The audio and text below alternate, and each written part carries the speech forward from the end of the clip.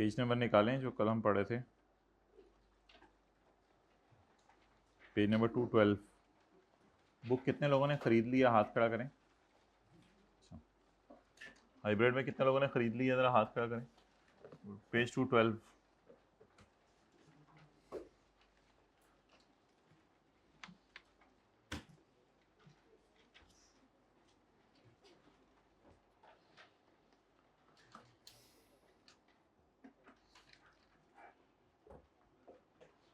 नहीं, वो कौन सा था कल वाला, रिसर्च एंड डेवलपमेंट वाला? जी मोहतरम,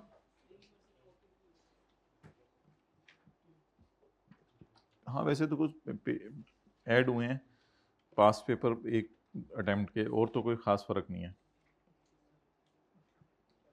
अब ये टाइम तो नहीं क्लास में आने का। अच्छा जी, सबसे पहले जी रिसर्च की डेफिनेशन पढ़ें। कितने लोगों ने 3 दफ़ा कम से कम ये सारी चीज़ें पढ़ी हैं? 3 दफ़ा हाथ खड़ा करें। कितने लोग आज पढ़ लेंगे और फिर आज का काम कल करेंगे इंशाल्लाह? हाथ खड़ा करें। आज वाला फिर कल करेंगे, तो कल वाला कल क्यों नहीं किया? बस एक दफ़ा बरकत के लिए पढ़ लिया। अच्छा चलो मैं इम्तिहान लेता हूँ। ये देना नोट्स। भाई आप खड़े हो जाए 4th क्लास रो में आखिर में जो है।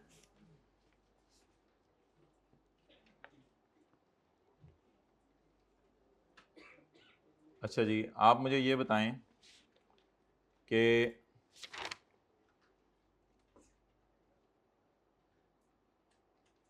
Final selection of possible alternative कहाँ आता है? Final selection of possible alternative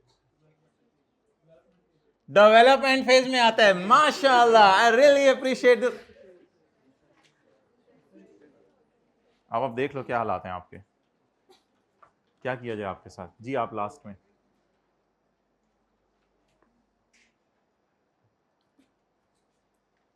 design of chosen alternative development phase में, ठीक है।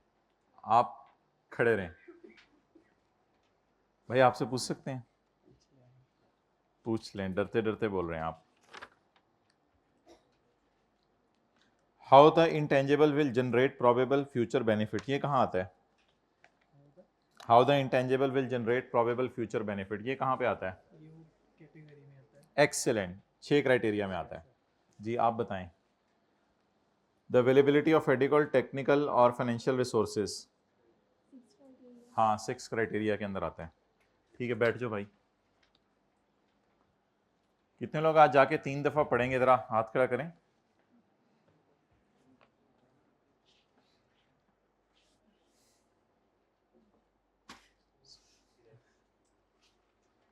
अच्छा जी, रिसर्च की डेफिनेशन पढ़े था कि जरा पेपर में रिसर्च और डेवलपमेंट अलग अलग आए तो आपको पता हो। Research, research is original and planned investigation undertaken with the prospect of gaining new scientific और टेक्निकल नॉलेज एंड अंडरस्टैंडिंग। और अकाउंटिंग ट्रीटमेंट क्या रिसर्च ने कहाँ जाने? प्रॉफिट एंड लॉस में। रिसर्च एक्टिविटीज की एग्जांपल्स, रिसर्च एक्टिविटीज की examples, activities obtained and obtaining a new knowledge. Search number 1, number 2 evaluation, number 3 final of application of search finding. Search for alternative of materials, devices, products. अभी search चल रही है, क्या चल रही है? सिर्फ सर्च चल रही है। Formulation, design, evaluation and final selection of. अब ये डिजाइन और इवैल्यूएशन बड़ा स्ट्रॉन्ग लफ्ज लग रहा है, डेवलपमेंट की साइड पे जा रहा है, लेकिन आगे लफ्ज क्या लिखा हुआ है जिसकी वजह से हमें पता चल गया ये रिसर्च है? Of possible alternative. तो पेपर में कुछ इस तरह का फिक्रा आएगा, मिसाल के तौर पे evaluation of possible alternative for new system. अब इतना सा लफ्ज आएगा पेपर में, और वो आपसे फिर पूछेगा कि इज इट रिसर्च और इज इट डेवलपमेंट। तो इसको याद करना पड़ेगा या बार बार पढ़ना पड़ेगा? बार बार पढ़ लेंगे मेरे ख्याल से काफी। अब याद क्या करेंगे, कितना याद करेंगे, याद तो नहीं हो सकेगा।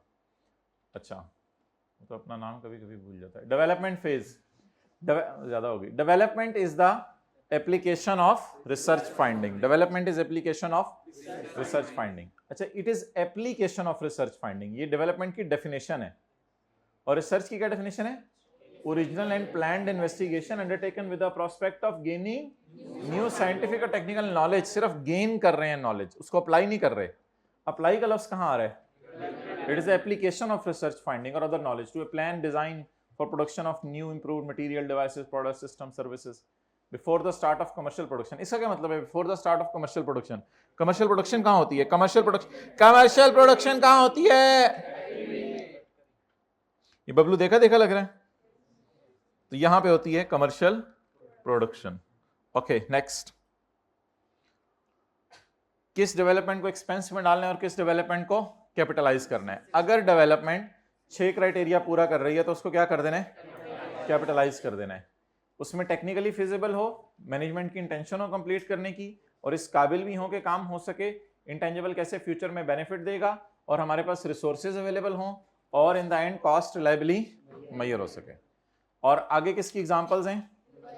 डेवलपमेंट की। Design, construction and testing of a pre production और pre use prototypes and production से पहले वाले जो काम हो रहे हैं सारे, ये कहां पे होंगे? हमने कल क्या बताया था?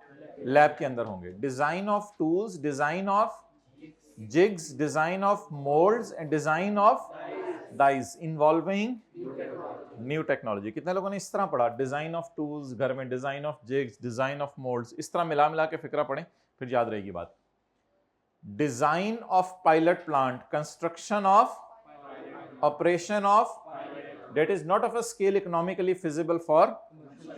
ये जो पायलट प्लांट है ये कहां बनेगा? लैब के अंदर। पायलट प्लांट कहां बनेगा?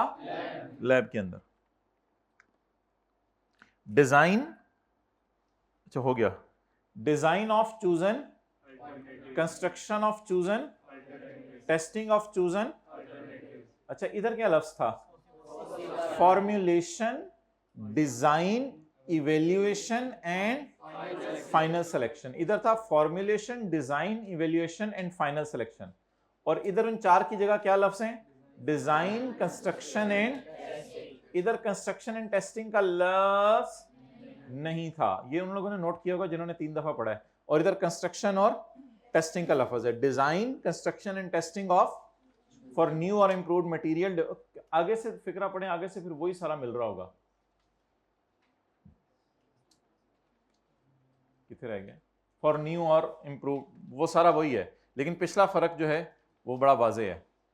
यहां पे लफ्ज चूजन ऑल्टरनेटिव है, पॉसिबल ऑल्टरनेटिव है यहां पे, और आगे जाके जी जी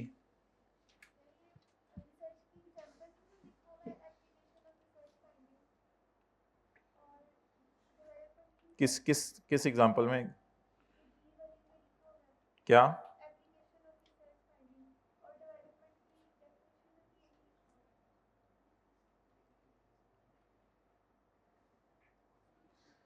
ये इनका ये सवाल है कि application of research finding research की एग्जांपल्स में भी है, और development is the application of research finding. तो इन्होंने 3 से ज़्यादा दफ़ा पढ़ लिया शायद, तो नहीं मैं ऐसे ही बता। अच्छा तो बिल्कुल सही सवाल है, उधर ये लिखा हुआ है और इधर ये लिखा हुआ है। अब उसको पीछे से मिला के पढ़ेंगे, उसको पीछे से मिला के पढ़ेंगे, यहाँ से फ़र्क पता चलेगा, क्योंकि ये दोनों चीज़ें देखने में सेम लग रही हैं। पीछे से मिला के पढ़ें। Search, evaluation and final selection of application of, यानी उसकी सर्च हो रही है, इवेल्युएशन हो रही है, और फाइनल अभी वो अप्लाई नहीं हो रही, उनकी रिसर्च फाइंडिंग्स की अभी फाइनल सिलेक्शन हो रही है। तो पीछे से मिला के पढ़ें, इधर प्रॉपरली डेवलपमेंट इज एप्लीकेशन और इधर अप्लाई हो रही होंगे प्रॉपरली। समझ आ गया? तो इसको इससे मिला के पढ़ें। ओके अच्छा सवाल था।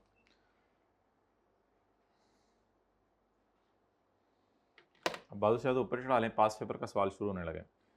खोलें ऐसे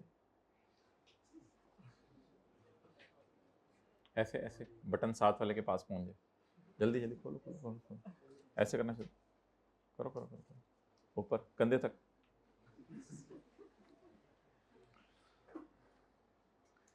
टाइम पे आने होता है हाइब्रिड क्लास में ही, ये तो फिर मसला होगा आगे। क्वेश्चन 7 ढूंढे पास पेपर का, किस पेज नंबर पे है?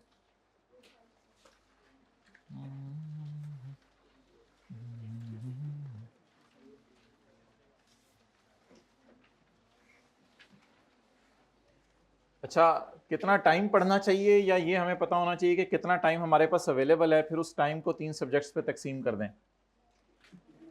पहली बात कर लें या दूसरे तरीके से बात कर लें? दूसरे तरीके से बात कर लें।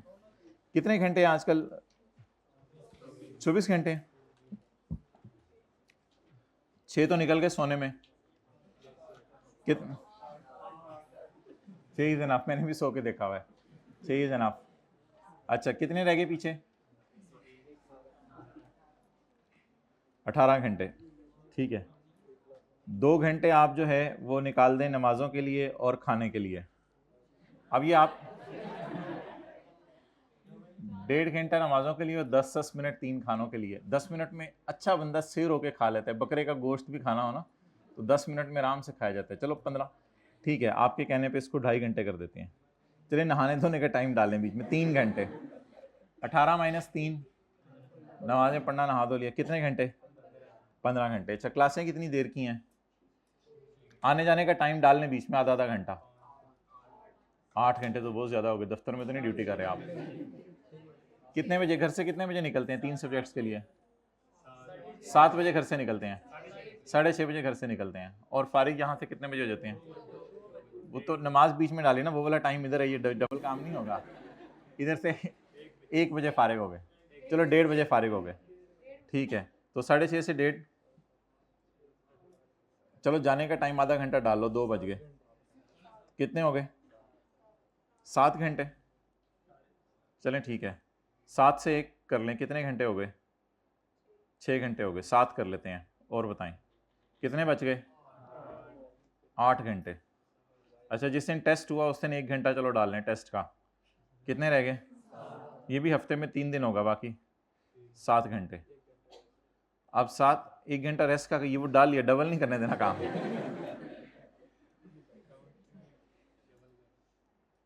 2.5 घंटे हर सब्जेक्ट के लिए, 2, 3, 4, 5, 6, 7.5 घंटे। कोई नहीं, आधे घंटे की खैर। यहाँ 24.5 कर लें। अच्छा, तो गेम का टाइम मिलेगा ना इंशाल्लाह मार्च में। चलो ठीक है, आधा घंटा वो वाला इधर से निकल गया, आधा घंटा गेम का निकल गया, 2.5 घंटे FAR 2 के लिए, 2 घंटे बाकी सब्जेक्ट्स के लिए। 2 घंटे तो बहुत टाइम होता है यार, बंदा पढ़ पढ़ के लुट मचा दे। अच्छा, आप लोगों के ये 6.5 घंटे कहाँ जाते हैं सर? टाइम नहीं मिलता पढ़ने का। अब ये सोचने की बात है। यहाँ पे थोड़ा मसला हो रहा है, 6 की बजाय 7-8 घंटे सो रहे हैं, एक मसला यहाँ पे हो रहा है। ये नमाज पढ़ने जाते हैं, साथ दोस्तों के साथ चाय पीने भी निकल जाते हैं, यहाँ पे थोड़ा मसला हो रहा है। अच्छा, यहाँ पे तो कोई मसला नहीं हो रहा। अच्छा, ये 1 घंटा कौन सा था? अच्छा ठीक है, तो अच्छा जगह टेस्ट जिस दिन नहीं है उस दिन तो वैसे ही खुला टाइम है। वो टाइम है माशाल्लाह आप लोगों के पास। पास पेपर का क्वेश्चन नंबर 7।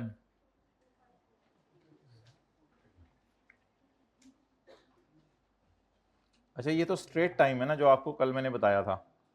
आप नमाज पढ़ के, कितने बजे हो रही है नमाज? 7:45 बजे हो रही है ना करीबी मस्जिद में। 8 बजे सो जाएं और 1 बजे उठ जाएं, तो ये 1 बजे से लेके सुबह 6:30 बजे तक, ये कितना टाइम है? 5.5 घंटे। तो ये सीधे सीधे जहाँ पे हैं। अच्छा जी, आधा घंटा ठीक है, इसमें फजर कर लें तो 5 घंटे हो गए। 5 घंटे तो सीधे सीधे आपके पास अवेलेबल हैं। इतना टाइम है बंदे के पास पढ़ने के लिए, लुट है वैसे। कल पढ़ा 2.5 घंटे FAR 2? 2.5 घंटे पढ़ी, 2.5 घंटे पढ़ी, 2.5 घंटे पढ़ी। अच्छा, कोई एक ऐसा क्लास में बच्चा, माई का लाल तो मैं नहीं कहूँगा, कोई ऐसा माई का लाल जो कहे कि कल मैंने कल वाला भी पढ़ा और परसों वाला भी रिवाइज किया। 1, 2, 2.5, पौने 3, 4.5, 5, 6 हाइब्रिड में अभी भी आ रहे हैं। जब मर्जी आए, कोई मसला नहीं, कोई पूछने वाला ही नहीं। जब मर्जी आए, जब मर्जी बैठें, जब मर्जी जाएं। भाई ये दरवाजे के बाहर हाइब्रिड में लिख के लगा दो, आना जाने के ऊपर कोई पाबंदी नहीं है, जब मर्जी आए जब मर्जी जाएं। और नीचे छोटा सा लिख के अपने फ्यूचर से खेलें। पेज 257, क्वेश्चन नंबर 7 निकालें जी। मुंह को दोनों हाथों से ऐसे होल्ड नहीं करना, छोड़ दो फ्रेश होके। Following information pertains to International Associates Limited, ये इंफॉर्मेशन है इंटरनेशनल एसोसिएट्स लिमिटेड की। Intangibles as at 30 June 2015 are as follows. Intangibles आ रहे हैं 30 जून 2015 को। ब्रांड्स, सॉफ्टवेयर और क्या बात पता चली आपको यहां पर? ब्रांड, सॉफ्टवेयर और लाइसेंस पढ़ के जल्दी बताएं।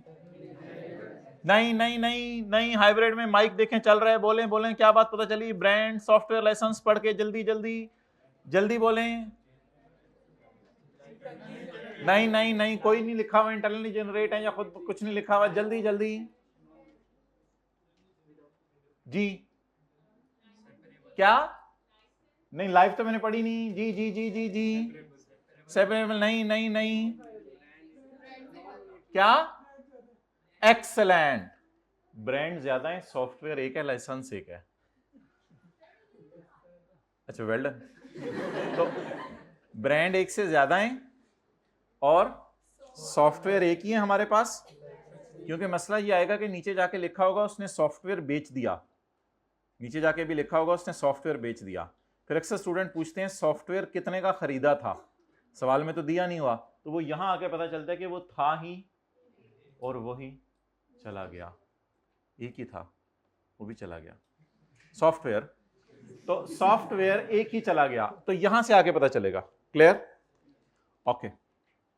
तो तीन हमारे पास ब्रांड्स हैं एक से ज्यादा, और सॉफ्टवेयर हैं एक, और लाइसेंस है एक।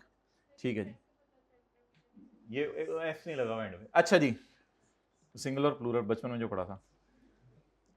अब मोहतरम सवाल ये राइज होगा कि कल वाली डिस्कशन हम रिवाइज करते हैं। ये हाइब्रिड में नीचे टेक नहीं लगानी, ये प्लीज बस अटेंटिव होकर बैठे, सेकंड लास्ट रो, हाँ बस। अच्छा जी, आज एक नया कॉन्सेप्ट छोटा सा ऐड करके फिर हम आगे चलेंगे। कॉन्सेप्ट बड़ा इंपॉर्टेंट है, वो आपने सुनना है। जिन हजरात का आज पहला दिन है, माशाल्लाह पहले दिन ही 20-22 साल के हो गए। जिन हजरात का आज पहला दिन है, क्या उम्र है वैसे आपकी? 19, सॉरी। इंटेंजिबल्स दो किस्म के हैं, एक वो हैं जो आप खरीदें और एक वो हैं जो आप खुद बनाएं। एक वो इंटेंजिबल्स हैं जो आप खरीदें, एक वो इंटेंजिबल्स हैं जो आप खुद बनाएं। जो इंटेंजिबल्स आप खरीदते हैं उनको क्या करना है? हमेशा कैपिटलाइज, यानी बैलेंस शीट में शो करना है। और जो इंटेंजिबल आप खुद बनाते हैं उनमें 5 चीजें। आजो भाई, मेहरबानी यार, आप आगे, शुक्रिया, आपके बगैर हमारा दिल नहीं लग रहा था क्लास में। बैठ जाए आप। अच्छा, जो इंटेंजिबल्स हम खुद बनाते हैं वो इंटेंजिबल्स जो हैं उसमें 5 इंटेंजिबल्स की हमने लिस्ट पढ़ी थी। 5 इंटेंजिबल्स की हमने लिस्ट पढ़ी थी कि इन 5 इंटेंजिबल्स को आपने कभी भी बैलेंस शीट में शो नहीं करना। वो 5 इंटेंजिबल्स कौन से हैं? कोई ब्रांड नेम है, कोई न्यूज़पेपर का टाइटल है, कोई पब्लिशिंग टाइटल है, कस्टमर्स की लिस्ट आपके पास बनी हुई है जिसमें कस्टमर्स के नाम, फोन नंबर, एड्रेस आ रहे हैं, और गुडविल है। ये 5 चीजें अगर आपके पास हैं तो ये 5 की 5 चीजें, जिनका फर्स्ट डे है वो भी समझे कोई इतनी मुश्किल बात नहीं है, ये 5 की 5 चीजें अगर आपके पास हैं तो जे डॉट वाले कहते हैं हमारा एक ब्रांड नेम बन चुका हुआ है। अब आप इस ब्रांड नेम को अपनी बैलेंस शीट में शो नहीं कर सकते, क्योंकि आप ये नहीं बता सकते कि इस ब्रांड की बनने में कॉस्ट क्या आई है, बता ही नहीं सकते। इसी तरह न्यूज़पेपर टाइटल वाले कहते हैं कि हमारे पास जंग अखबार का एक नाम है और ये बैलेंस शीट में नजर आना चाहिए। अब ये बैलेंस शीट में शो क्यों नहीं कर सकते? क्योंकि इनकी कॉस्ट रिलायबली मैयर नहीं हो सकती। इसी तरह ऑक्सफोर्ड वाले कहते हैं हमारे पास पब्लिशिंग टाइटल है तो इसको बैलेंस शीट में शो नहीं कर सकते। एक दुकानदार कहते हैं मेरे पास कस्टमर्स की लिस्ट है जिससे मुझे फ्यूचर में बेनिफिट आएगा, लेकिन ये नहीं बता सकता कि कस्टमर की लिस्ट कितने में बनी, इसलिए इनकी कॉस्ट रिलायबली मैयर। तो ये स्टैंडर्ड का हतमी फैसला है, इस पर कोई दूसरी राय नहीं है। स्टैंडर्ड का हतमी फैसला है कि इंटरनली जनरेट अगर आप ये 5 चीजें करें तो आप कभी भी इनको अपनी बैलेंस शीट में शो, हाँ अगर आप कोई फॉर्मूला बना रहे हैं, डिजाइन बना रहे हैं, कोई प्रोसेस बना रहे हैं, कोई खाना खाने की चीजों की रेसिपी बना रहे हैं, वो अगर आप अपनी लैब के अंदर रिसर्च एंड डेवलपमेंट से गुजारें, जो कल सारी बात हुई थी, तो फिर आप रिसर्च को एक्सपेंस कर दें, बुरी वाली डेवलपमेंट को एक्सपेंस कर दें और अच्छी वाली डेवलपमेंट को कैपिटलाइज कर लें। क्लियर? एक छोटा सा नोट हम इसमें डालने लगे हैं।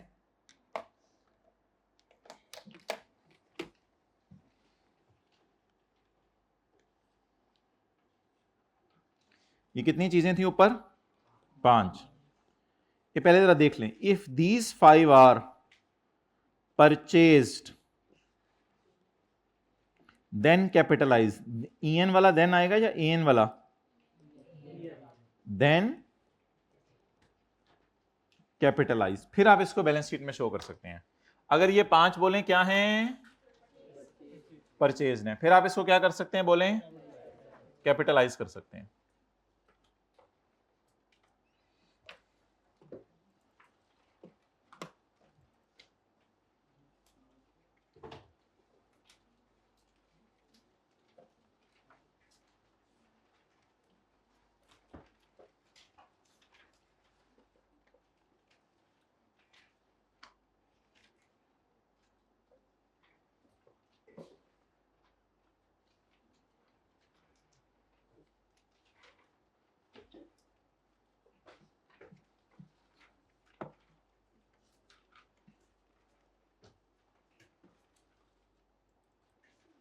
अच्छा, अब इसकी मिसाल समझें।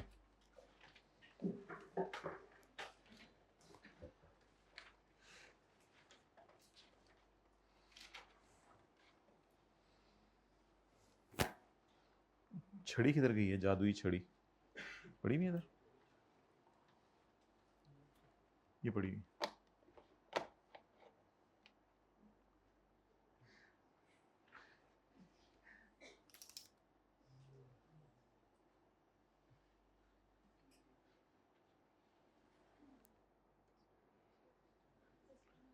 Customer list. एक बिजनेसमैन है जिसकी मिसाल के तौर पे रेस्टोरेंट है, लोग आके खाना खाते हैं। अब वो जो भी कस्टमर आता है उस इलाके वाला, उसका वो बिल बनाते हुए नाम भी पूछ लेता है, एड्रेस भी पूछ लेता है।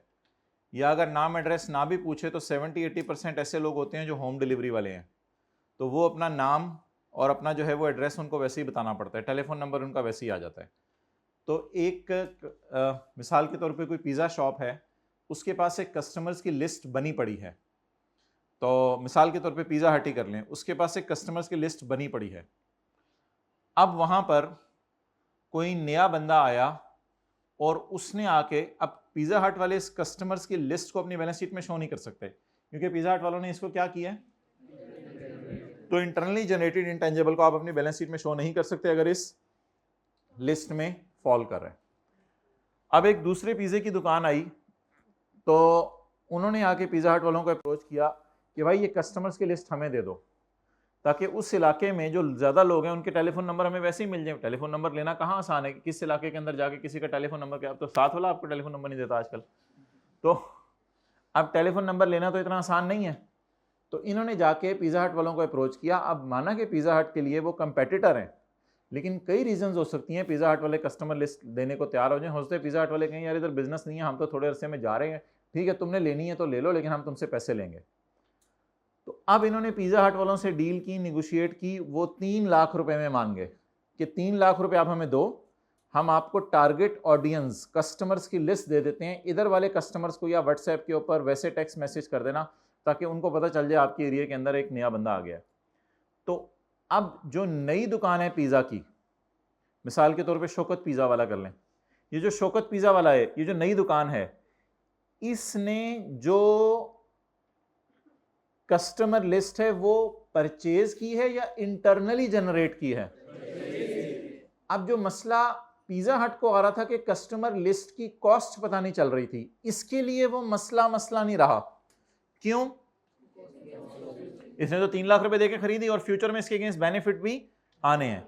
इसलिए if these 5 are purchased, if these 5 are purchased, then अगर आपके लिए ये परचेज कस्टमर लिस्ट है, फिर आप इसे क्या कर सकते हैं? कैपिटलाइज कर सकते हैं। सिमिलरली, अब ये जंग अखबार एक नाम है, तो आपने जंग वालों से जाके बात की कि हमने जंग का अकाउंटेंट मैगजीन निकालना है, अब उन्होंने कहा कि भाई वो तो हम निकालते नहीं, हम तो जंग अखबार या जंग स्पोर्ट्स इस किस्म की 2-3 हमारी चीज़ें हैं, हम तो ये अकाउंटेंट मैगजीन जंग वाले नहीं निकालते। लेकिन आपने कहा जी मुझे अपना नाम दें, कोई पब्लिशिंग टाइटल दें या मेथड दें, न्यूज़पेपर का टाइटल दें, उन्होंने आपको दे दिया। अब आपने उनको 1 करोड़ रुपया देकर, क्योंकि जब आप जंग अकाउंटेंट मैगजीन निकालेंगे तो ऑटोमेटिकली लोग कहेंगे यार एक बड़ा नाम है तो कोई ना कोई अच्छी चीज़ होगी अंदर, बजाय कि आप अपने नाम से निकाल दें रशीद अकाउंटेंट मैगजीन। अब वो किसने खरीदना है? तो जब आप इसके लिए 1 करोड़ रुपया देंगे, अब आपके लिए वो मेथड बैलेंस शीट में शो करने के काबिल है। क्यों? क्योंकि अब आपने उसको क्या किया है। तो ये एक बहुत बड़ी बात जो कल हमने नहीं पढ़ी थी आज ऐड की, अगर ये 5 परचेज किए हैं तो आपके लिए क्या है? जल्दी बोलें, इनटेंजिबल। हाँ जी जी बोलें बोलें बोलें, पूछे ना सवाल। हाँ जी, हमारा कंट्रोल कस्टमर लिस्ट के ऊपर नहीं है, लेकिन 2 बातें हैं इसमें। स्टैंडर्ड कहता है cost can be made liably and future economic benefits are probable. अब अगर फ्यूचर इकोनॉमिक बेनिफिट्स प्रोबेबल हैं और आपको पता है कि मैंने इस ऑडियंस को मैसेज किया तो इंशाल्लाह इसमें से जनरेट होगा ही होगा, तो उसमें फिर स्टैंडर्ड की राय ये है कि एक तरह का आपका कंट्रोल ही पाया जा रहा है। इसलिए स्टैंडर्ड वाले इस नतीजे पे पहुंचे हैं कि आप ऑब्वियसली 2-3 करोड़ रुपए इन्वेस्ट कर रहे हो तो आप पागल तो नहीं हो कि आप किसी ऐसी चीज़ के लिए इन्वेस्ट कर रहे हो जिसमें आपको बाद में पता चले कि इसके अगेंस्ट मुझे कुछ मिलना ही नहीं। इस वजह से शायद उन्होंने कहा इसको कैपिटलाइज कर लें। ओके चलें जी आगे।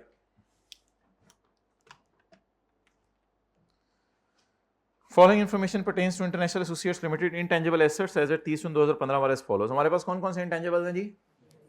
ब्रांड्स हैं, सॉफ्टवेयर है कोई एक, और लाइसेंस है। ब्रांड की लाइफ क्या है? 10 साल, सॉफ्टवेयर की 5 साल, और लाइसेंस की, यानी लाइसेंस पता नहीं कितना अरसा साथ चलेगा। अच्छा, कॉस्ट आ रही है तीनों की, और अकोमोलेटेड अमोर्टाइजेशन या impairment. Requirement, prepare a note on intangibles. Intangibles पे नोट बनाएं for inclusion in IALs for the year ended 30 June 2016 in accordance with the खाला जी के standard, international financial reporting standards. इसकी रोशनी में आपने क्या बनाना है? नोट बनाना है। तो आज हम नोट बनाना सीखेंगे। बोले आज हम क्या सीखेंगे? चलें जी, रजिस्टर का सफ़ा निकालें, उस पर अपना नेक हाथ फेरें, सफ़े से मट्टी झाड़ें, जितने जरासीम सफ़े के ऊपर हैं उनको गायब कर दें माइक्रोस्कोप लगाकर। Duster,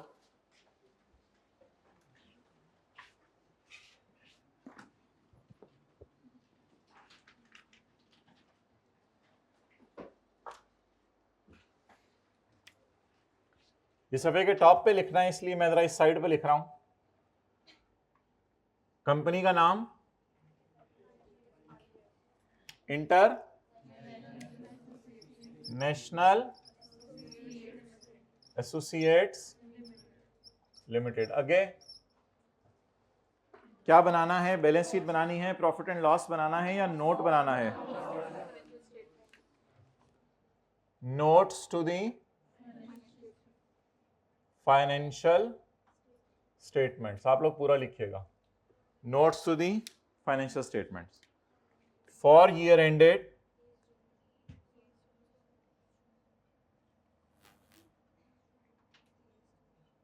30 June 2016।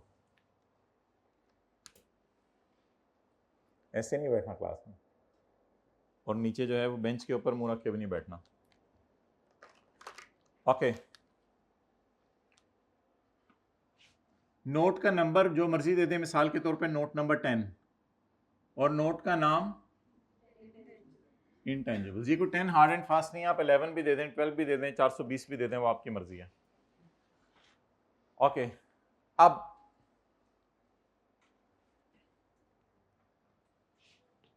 फिक्स्ड एसेट्स का जो अकाउंट होता है उसमें आपको एसेट अकाउंट अलग बनता है और अकामुलेटेड डेप्रिसिएशन अकाउंट अलग बनता है। तो इधर जो एसेट अकाउंट है उसको हम नाम दे देते हैं ग्रॉस कैरिंग अमाउंट, और इसको हम नाम दे देते हैं अकामुलेटेड अमोर्टाइजेशन, डेप्रिसिएशन की जगह। इधर ब्रॉड डाउन वालों की कॉस्ट आती है जो साल के शुरू में पड़े हुए हैं, इधर एडिशंस वालों की कॉस्ट आती है, इधर डिस्पोजल्स वालों की कॉस्ट आती है, और इधर जो साल के एंड पे पड़े हुए हैं उनकी कॉस्ट आ जाती है। अकामुलेटेड डेप्रिसिएशन, ओपनिंग डेप्रिसिएशन आ जाती है, इस साल की डेप्रिसिएशन आ जाती है, डिस्पोजल्स की डेप्रिसिएशन आ जाती है, और क्लोजिंग अकामुलेटेड डेप्रिसिएशन का बैलेंस आ जाता है। तो वही हमने यहां बनाया है, उसी को यहां लाएंगे, फिर आपको नोट करने का टाइम देंगे। ओपनिंग एडिशंस की कॉस्ट आएगी, यहां पे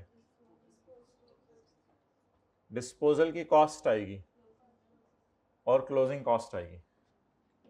accumulated amortization, opening amortization for the year और डिस्पोजल और क्लोजिंग। आगे 4 कॉलम छोड़ दीजिएगा, ये टी काउंट बनाने की जरूरत नहीं है, वो बनाना है।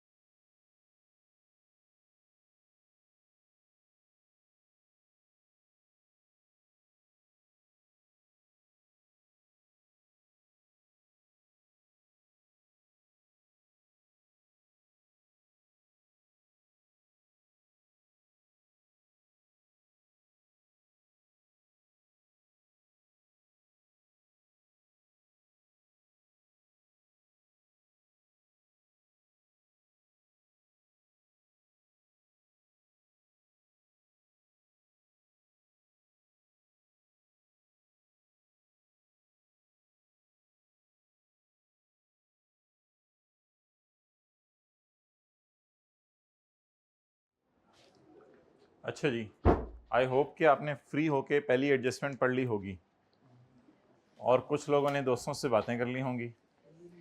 सो it all depends upon your seriousness, how serious you are. Details of expenses incurred on project to improve IAL's existing production process are as under।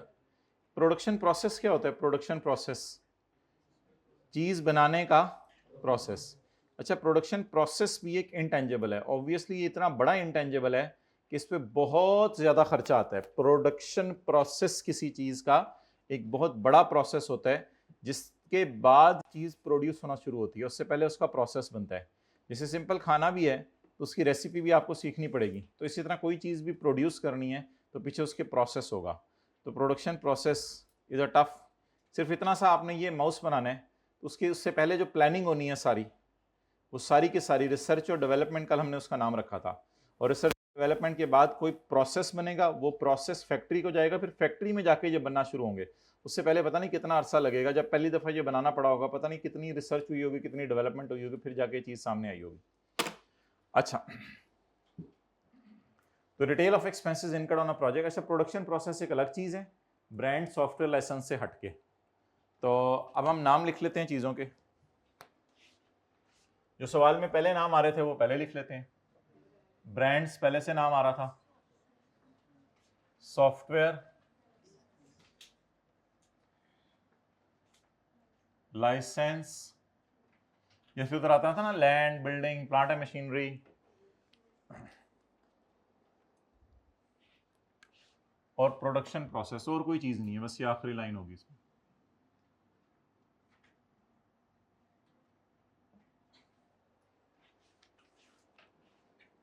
करें जी नोट, वरना मैं आ जाता हूं अब तक।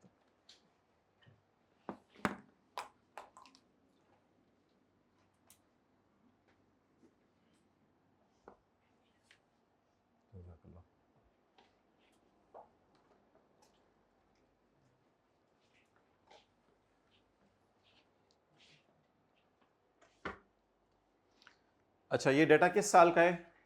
हमारे साल के एंड का या पिछले साल के एंड का? रिक्वायरमेंट पढ़े, हमारा साल कौन सा है? और ये डेटा क्या है? पिछले साल के। ये ओपनिंग बैलेंसेस हैं, ये क्या है? इनको उठा लें। ब्रांड्स 200, और इसकी accumulated amortisation 40। Software accumulated amortisation 15, 0। ये पिछले साल के क्लोजिंग हैं या हमारे साल के ओपनिंग हैं? एक ही बात है।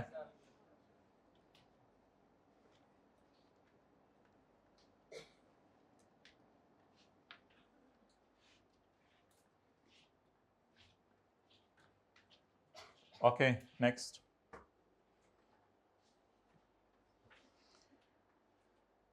Details of expenses incurred on a project to improve IEL's existing production process are under। ये 20 मिलियन क्या है?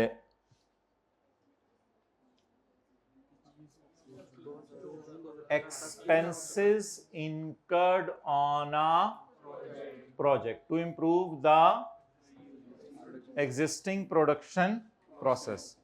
ये 20 मिलियन वो तनख्वाह है जो आपने साइंसदानों को दी है जो लैब के अंदर काम कर रहे हैं, उनको ये तनख्वाह दी है। कितनी तनख्वाह दी है? कब तक? पिछले साल के एंड तक। ये तनख्वाह उनको दी है कब तक? पिछले साल के एंड तक। इस साल उन साइंसदानों ने कितने में, अच्छा हमारा अगर ईयर एंड 30 जून 16 को खत्म हो रहा है तो शुरू कब हुआ होगा?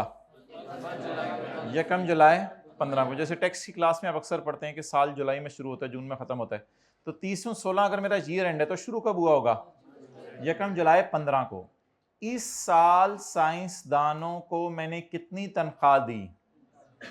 45। लेकिन कितने महीने तनख्वाह दी, ये ज्यादा इंपॉर्टेंट सवाल है। 9 मंथ्स। इस साल साइंसदानों ने कितने महीने काम किया? शायद 9 मंथ्स में प्रोजेक्ट कंप्लीट हो गया हो और मुझे लैब बंद करनी पड़ी हो, और मार्च के एंड पर मैंने साइंसदानों को आखिरी तनख्वाह देकर उनको फारिग कर दिया हो, और मार्च के बाद प्रोडक्शन प्रोसेस फैक्ट्री को हैंड ओवर कर दिया हो सकता है ये लोग मार्च तक हमारे पास रहे हों। आगे पढ़ते हैं, हो सकता है कुछ तफसील इसमें दे दे। बज़ाहिर ऐसा लग रहा है कि बस मार्च तक काम हुआ है, मार्च के बाद ये काम नहीं हुआ। अच्छा जी, एक्सपेंसेस वर इनकर्ड। अब किसी तरह ना जो 2 लेक्चर हैं आज और कल वाले, कल और परसों वाले, वो किसी तरह लें जिनका फर्स्ट डे है ताकि वो क्लास के साथ हों। फिर expenses were incurred evenly during the above period, इस लाइन का मतलब बताएं। Expenses were incurred evenly during the above period. अगर ये 45 का खर्चा 9 महीने का है तो सिंपली इसको 9 से डिवाइड कर दो तो 1 महीने का खर्चा निकल आएगा. इसका मतलब expenses are incurred evenly over the above period. अच्छा, कौन से ऐसे एक्सपेंसेस हैं जो घर में इवनली होते हैं हर महीने, और कौन से ऐसे एक्सपेंसेस हैं जो घर में हर महीने इवनली नहीं होते? घर का जो किराया है, अगर आप 20,000 किराया दे रहे हैं तो कई साल तक, कई महीनों तक वही किराया देते रहते हैं. हाँ, कभी जाके बढ़ भी जाता है, लेकिन मैं नॉर्मल बात कर रहा हूं. तो वो किराया हर महीने जो आप 20,000 दे रहे हैं तो उसको कहा जा सकता है इट इज इनकर्ड इवनली. लेकिन जो बिजली का बिल है वो इवन आता है या अनइवन सा होता है, कभी ज्यादा कभी कम. लेकिन ये जो खर्चे हैं 45 के, ये 45 क्या है? ये 45 इन 9 महीनों में दी जाने वाली साइंसदानों को तनख्वाहें हैं. अब कहता है ये इवनली हुई हैं over the above period. Above period कौन सा है? जो ये लिखा हुआ है. कहते हैं इस अरसे से इस अरसे तक इनको जो पेमेंट हुई वो इवनली हुई हैं. इसका मतलब है अगर 45 उनको 9 महीने में पे हुआ है तो 45 को 9 से डिवाइड करके जो भी जवाब आएगा वो शायद 5 आएगा. तो 5 हर महीने का खर्चा है. तो जुलाई में उनको कितना दिया है? 5. अगस्त में कितना दिया? 5. ये इस लाइन का मतलब है. Expenses were incurred evenly during the above period on 30 सितंबर 15. यहां कहीं की बात करें इन दोनों के दरमियान की. जुलाई गुजर गया था, अगस्त गुजर गया था, सितंबर गुजर गया था. ऑन 30 सितंबर 15, 3 महीने गुजर गए थे, 6 महीने और पड़े थे. मिड पॉइंट कोई पकड़ा इसने. On 30 September 15 it is established that, ये पता चला कि डेट द प्रोजेक्ट इज, कल दो सवाल किए थे इस तरह के, बल्कि 3 सवाल किए थे. एक कराया था मैंने, 2 उस वक्त कराए थे, एक चौथा सवाल भी किया था फिर. तो on 30 September 15 it was established that project is commercially. 30 सितंबर 15 को पता चला, यहां कहीं मिड में जाके पता चला. हमारे साल पता चला या पिछले साल पता चल गया था? हमारे साल पता चला. जब 20 का खर्चा हुआ था तब पता चला, जब 45 का खर्चा हो रहा था तब पता चला. हमारे साल पता चला कि ये चीज सितंबर में जाके पता चला कि ये चीज कमर्शियली वायबल है. मींस मार्केट वाले इसको एक्सेप्ट कर लेंगे. इसका मतलब है कि सितंबर से पहले हमें लग रहा था कि ये चीज कमर्शियली वायबल. अब आपको क्या फीलिंग आ रही है कि सितंबर में क्या हो गया है? जल्दी बताएं, जल्दी बताएं. 6 क्राइटेरिया. अब ना सवालों में आई के वाज़े नहीं लिख रहा कि 6 क्राइटेरिया मीट हो गया है, लेकिन कोई ऐसा लफ्ज लिख देता है जिससे थोड़ा बहुत हमें अंदाजा हो जाया करेगा कि 6 क्राइटेरिया क्या हो गया है, किस दिन मीट हो गया है. अब 6 क्राइटेरिया का लफ्ज उसने कहीं नहीं लिखा, लेकिन उसने 6 क्राइटेरिया में से कोई एक बात उठा के मेरे ख्याल से लिख दी है. और वो बात आपको ना ढूंढने की इतनी कोई ज़रूरत नहीं है कि ये 6 पॉइंट्स में से कौन सा पॉइंट उसने जो है वो लिखा है उठा के, क्योंकि वाज़े तौर पे वो 6 पॉइंट्स की अंग्रेजी आई कैप यूज़ कर भी नहीं रहा, लेकिन कोई ना कोई ऐसी इंडिकेशन दे रहा है जहाँ से पता चल जाए. जैसे ये था ना, how the intangible will generate future benefit. Among other thing the entity can demonstrate existence of a market. आप कोई मार्केट बता सकते हैं, तो मार्केट से मुराद यही होता है कि कमर्शियल चीज़ कोई बन रही है. तो अब मार्केट ने इसको एक्सेप्ट कर लिया है कि ये चीज हम पसंद करेंगे, लेकिन अभी बनी नहीं है, अभी तो लैब में बन रही है. ये प्रोसेस चीज बनाने का, ये 30 सितंबर को चीज फैक्ट्री में बनना शुरू हो गई है या 30 सितंबर को पता चला है कि मार्केट इसे एक्सेप्ट कर लेगी? अभी तो साइंसदानों को बिठाए रखना है, उनको डेवलपमेंट पर लगाई रखना है. और कब तक लगाई रखना है? मार्च 16 तक. द न्यू प्रोसेस, वो जो प्रोडक्शन प्रोसेस है वो वाला process, the new process became operational. मिसाल के तौर पे नेस्ले वाले हैं, उन्होंने रायता बनाना है, तो रायता बनाने का प्रोसेस था, उसकी सारी डिस्कशन हो रही है. The new process became operational with effect from 1 अप्रैल. 1 अप्रैल 16 और ऊपर वाली लाइन को मिला के पढ़ें, क्या समझ आ रहा है? The new process became operational on 1 अप्रैल 16. एक ही डेट है, 31 मार्च 16 और 1 अप्रैल 16. क्या एक दिन का फर्क है? एक ही डेट है. 1 अप्रैल 16 को क्या हो गया, जल्दी बताएं.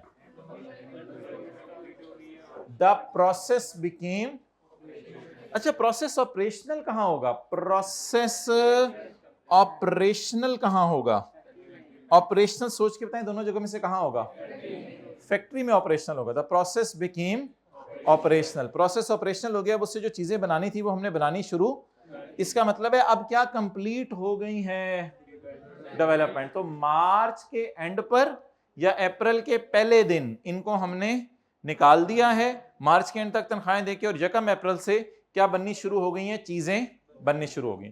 तो यकम अप्रैल से ऑपरेशनल हो गया, और ये ख्याल किया जा रहा है कि हर साल अब हमें 10 मिलियन की कॉस्ट सेविंग आया करेगी अगले 10 साल तक। इसकी बात मैं बाद में करता हूँ, ये कोई इतनी इंपॉर्टेंट बात नहीं है।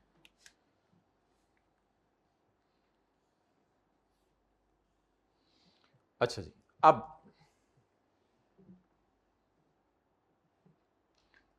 बताएं जी, R&D स्टार्ट कब हुई,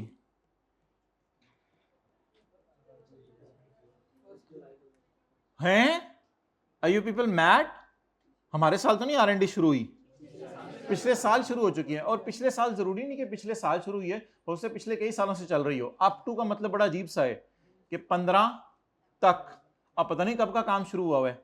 चलो मैं लास्ट ईयर लिख देता हूं, या लास्ट ईयर्स लिख देता हूं कि किसी पिछले साल में शुरू हुई है। तो अभी सेफ हैंड पे रहते हैं, मैं लास्ट ईयर लिख देता हूं ताकि जरा समझने में आसान हो। लेकिन मेरे ख्याल से लास्ट ईयर नहीं, लास्ट ईयर से हो सकता है शुरू हुई हो। अप टू जून 15 एक वेग सा लफ्ज़ है कि जून 15 तक। बहरहाल हमें कोई टेंशन नहीं है ना पिछले साल है या पिछले साल है, क्योंकि ये सारा एक्सपेंस में जाना है। क्यों एक्सपेंस में जाना है, क्योंकि इस वक्त तक ये कमर्शियली वायबल नहीं था। अच्छा, रिसर्च एंड डेवलपमेंट के उसने अल्फाज नहीं इस्तेमाल किए, बड़ा तेज है, ना कहीं उसने रिसर्च का लफ्ज़ इस्तेमाल किया, ना उसने कहीं डेवलपमेंट का लफ्ज़ इस्तेमाल किया, वो बड़ा बाहर बाहर से निकलने की कोशिश किया उसने। अच्छा जी, R&D लास्ट ईयर चलती रही। अगला सवाल, R&D लास्ट ईयर से स्टार्ट हुई है, लास्ट ईयर से क्या हुई हुई है, स्टार्ट हुई हुई है। अच्छा एक चीज मुझे और बताएं,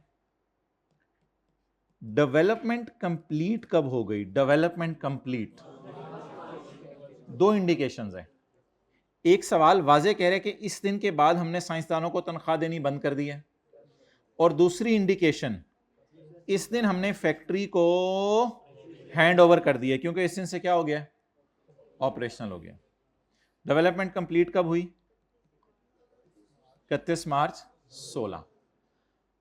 अगला और आखिरी सवाल, एक लाइन सवाल में और है, वो जरा कोई डलवाने की कोशिश करें। एक लाइन सवाल में और है, on 30 September it was establish at project is commercially viable. किस दिन,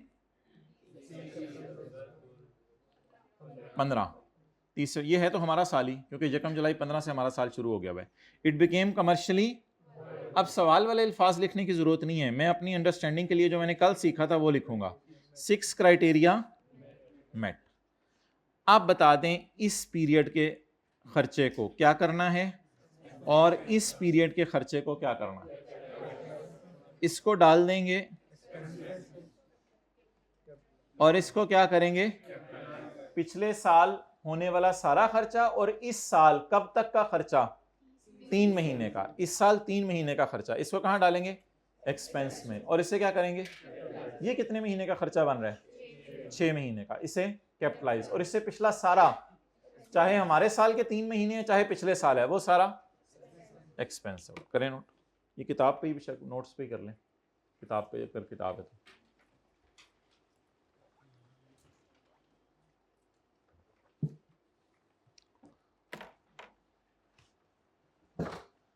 ये लिख के ना एक दफा सवाल पूरा पढ़ें और आपको समझ आ रही है कि किन लाइनों से मैंने ये 3 चीजें डिराइव की हैं।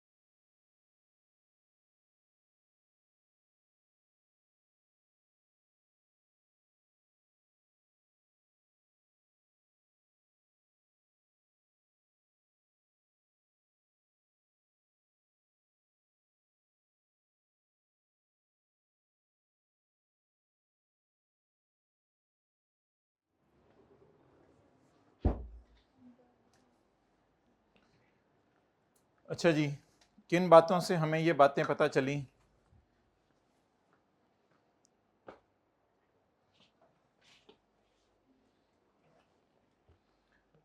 अच्छा मुझे ये बताएं कि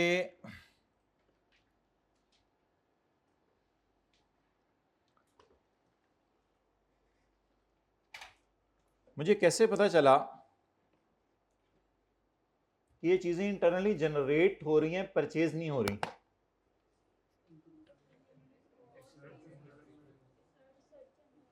रिसर्च एंड डेवलपमेंट को तो लफ्ज़ कहीं नहीं लिखा हुआ था। अच्छा चलें, दो बातें।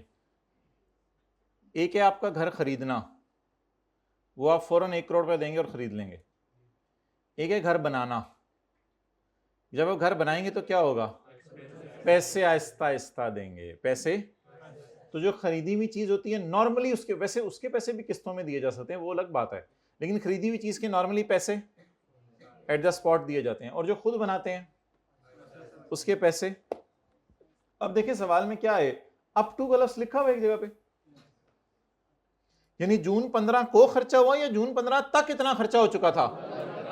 और अगली लाइन में भी पढ़े, जुलाई से मार्च। जुलाई से मार्च का मतलब है अप टू मार्च, मतलब तो वही हो गया up to March, from July 15 up to March. तो ये जो खर्चे आहिस्ता आहिस्ता हो रहे हैं, तो ये किस बात की इंडिकेशन है कि चीज क्या हो रही है? Detail of expenses incurred on a project to improve. ये कहीं इंटरनली जनरेट का लफ्ज नहीं लिखा हुआ, लेकिन एक बहुत बड़ा लफ्ज लिखा हुआ है, अरसा। अरसा या कोई डेट लिखी हुई है। अगर कोई खरीदने वाली चीज होती ना, तो उसमें सिर्फ खरीदने की क्या आ रही होती? Date. We purchase date on फलां date, we bought it on फलां डेट। लेकिन इसने क्या बताया? तो पीरियड का क्या मतलब है कि कुछ खास अरसे में काम हो रहे हैं। तो जो खास अरसे में काम होता है वो फिर बनी बनाई चीज खरीद रहे होते हैं या खुद बना रहे होते हैं? तो ये भी कुछ इंडिकेशन यहां से पता चला, तो चीजें खुद बना रहे हैं। चलें, ये तो अलग बहस है। अब इन लाइनों से ये कैसे डिराइव किया हमने, ये बड़ा आसान है। खर्चे इनकर हुए हैं इवनली ओवर द पीरियड, इसको अभी हम देखेंगे जिस वक्त हम इसमें से कैपिटलाइज करने वाली चीज निकालेंगे। ऑन 30 सितंबर 15, 30 सितंबर 15 तक, यहां तक जुलाई और मार्च के दरमियान में, ऑन 30 सितंबर 15 ये पता चल गया कि प्रोजेक्ट इज कमर्शियली। इससे पहले बुरी वाली डेवलपमेंट चल रही थी, इससे पहले बुरी वाली डेवलपमेंट चल रही थी, और new process became operational on, क्योंकि मार्च को उनको साइंसदानों से भी मदद कर लिए, भाई आप जाएं, और यकम अप्रैल से ऑपरेशनल हो गया। ऑपरेशन से क्या मतलब है? फैक्ट्री में चीजें बनना शुरू हो गई हैं। अब आपके समझने के लिए किताब पे छोटी सी करके एंट्रीज लिख लीजिएगा, लेकिन हमने नोट बनाने, इसलिए नोट के लिए मैं कुछ और करूंगा, आपके समझने के लिए एंट्रीज लिख रहा हूं।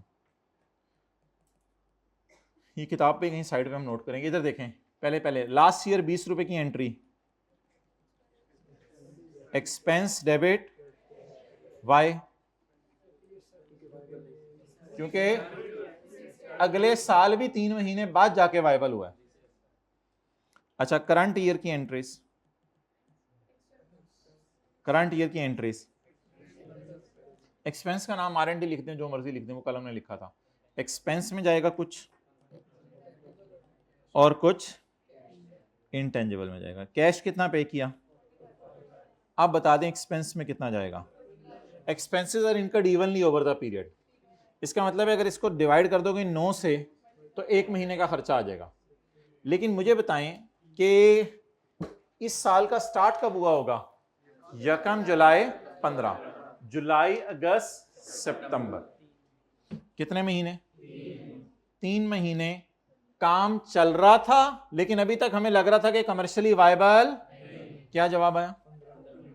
15। और 6 महीने,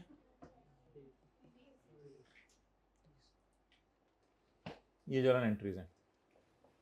इस सारे में से नोट में क्या जाएगा, बैलेंस शीट में क्या जाएगा, जल्दी बताएं। सिर्फ ये 30।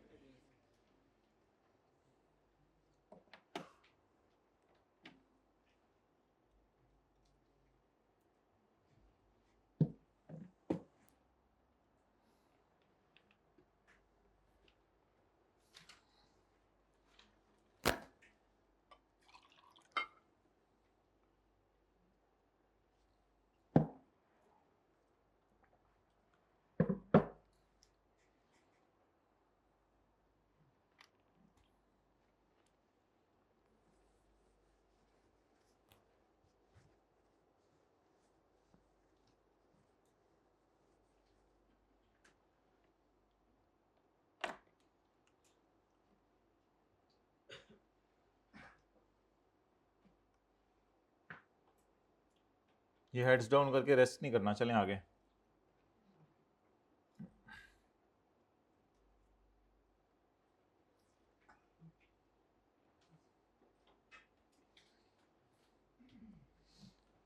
अब इसमें से मुझे बता दें हमारे लिए काम की चीज क्या है।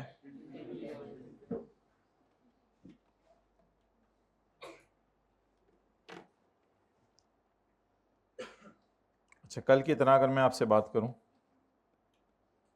पिछला साल कौन सा था? 30 जून 15। हमारा साल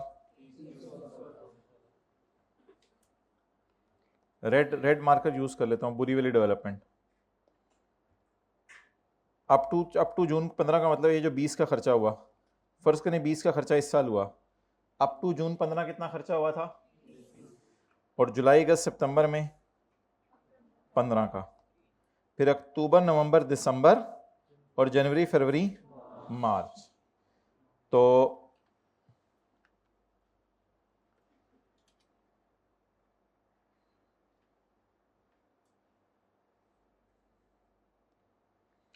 ये जो सारा अरसा है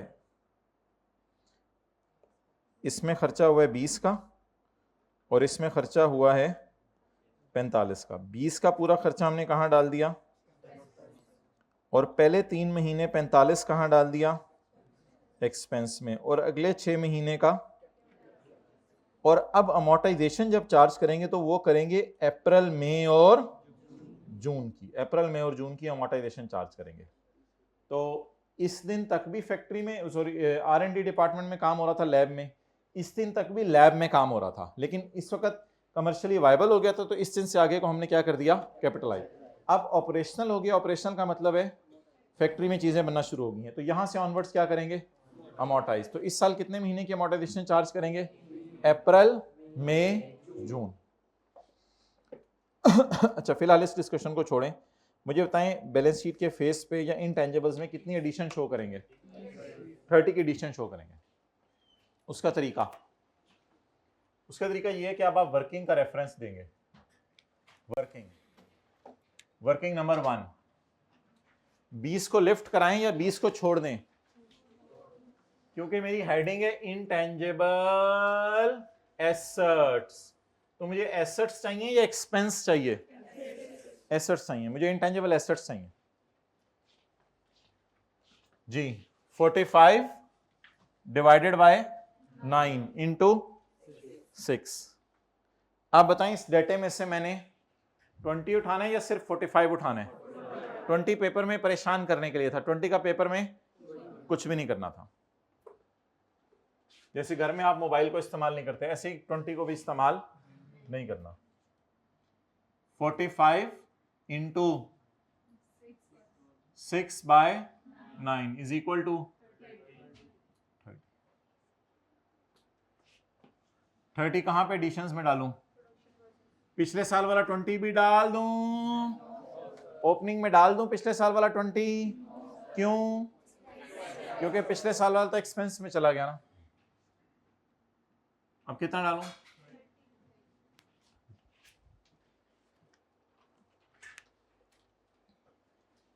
तो पेपर में इस तरह वर्किंग शो करेंगे, वो जनरल एंट्रीज शो नहीं करेंगे। हाँ, बना लो दूसरा पार्ट।